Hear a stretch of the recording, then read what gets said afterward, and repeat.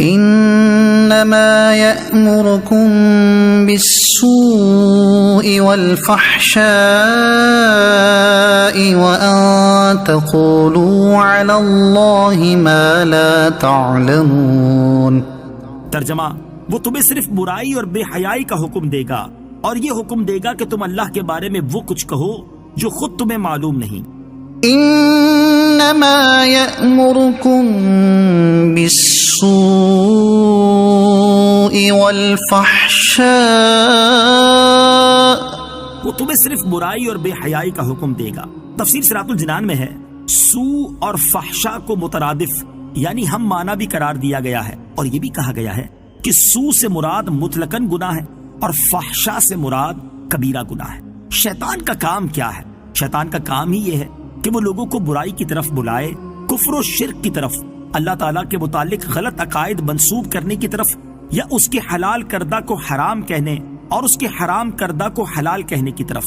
برے کاموں مثلا جھوٹ، غیبت، چغلی، وعدہ خلافی، بہتان، لڑائی، فساد، حسد، بغض و کینہ، تکبر و انانیت، نفرت و عداوت، جنگ و جدل، تذلیل و تحقیر، استہزاء اور الزام تراشی وغیرہ چیزوں کی طرف بلائے۔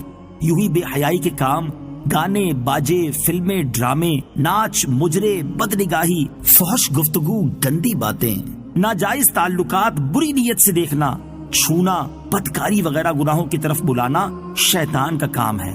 افسوس کی بات ہے کہ آج کل ان برائیوں میں سے بہت سی چیزوں کی طرف بلانے میں گھر والوں اور دوست احباب، گھر، بازار، معاشرہ، افسر وغیرہ کا تعاون یا ترغیب ہوتی ہے۔ کوئی آدمی نیکیوں کی طرف آنے کا سوچتا بھی ہے تو مذکورہ والا افراد اسے کھینچ کر گناہوں کی طرف لے جاتے ہیں۔ اے کاش ہمیں اچھی صحبت، اچھا مطالعہ، اچھا گھرانہ اور اچھے دوست مل جائیں۔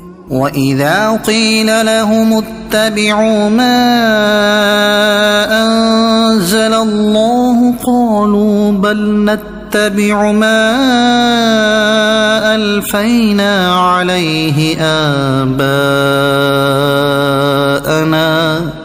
أَوَلَوْ كَانَ آبَاؤُهُمْ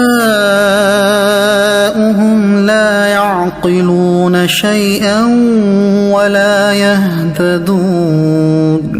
ترجمہ، اور جب ان سے کہا جائے کہ اس کی پیروی کرو جو اللہ نے نازل کیا ہے تو کہتے ہیں بلکہ ہم تو اس کی پیروی کریں گے جس پر ہم نے اپنے باپ دادا کو پایا ہے۔ کیا اگرچہ ان کے باپ دادا نہ کچھ عقل رکھتے ہوں نہ وہ ہدایت یافتہ ہوں۔ وَإِذَا قِيلَ لَهُمْ، اور جب ان سے کہا جائے، تفسیر صراط الجنان میں ہے جب کافروں سے کہا جاتا ہے کہ توحید و قرآن پر ایمان لاؤ اور پاک چیزوں کو حلال جانو جنہیں اللہ تعالیٰ نے حلال کیا، تو مشرکین اس کا ایک ہی جواب دیتے ہیں کہ ہم تو اسی راہ و رسم اور طور طریقے پر چلیں گے جس پر ہمارے باپ دادا چلتے آئے ہیں۔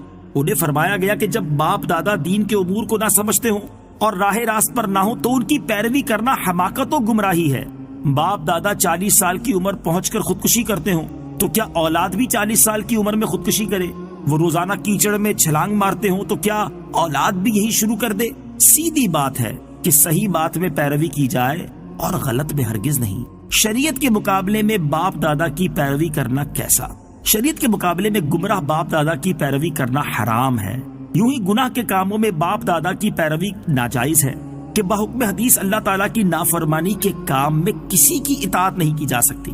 ہمارے ہاں شادی، مرگ اور دیگر کئی مواقع پر شریعت پر چلنے کا کہا جائے تو لوگ آگے سے یہی باپ دادا، خاندان اور برادری کے رسم و رواج کا عذر پیش کرتے ہیں۔ یہ بھی سراسر غلط و باطل ہے۔ خلاصہ کلام یہ ہے کہ بروں کی پیروی بری ہے اور اچھوں کی پیروی اچھی۔ جیسے ہم بزرگان دین، صحابہ، تابعین، ائمہ مجتہدین، اولیاء و صالحین کی پیروی کرتے ہیں تو یہ بہت اچھی ہے کہ اس کا حکم خود قرآن نے دیا ہے۔ چنانچہ فرمایا وَكُونُوا مَعَ الصَّادِقِينَ، اور سچوں کے ساتھ ہو جاؤ۔ ہر نماز میں بزرگوں کی پیروی کی دعا مانگنے کا فرمایا۔ چنانچہ فرمایا صراط الذین انعمت علیہم، ان لوگوں کے راستے پر چلا جن پر تو نے انعام کیا۔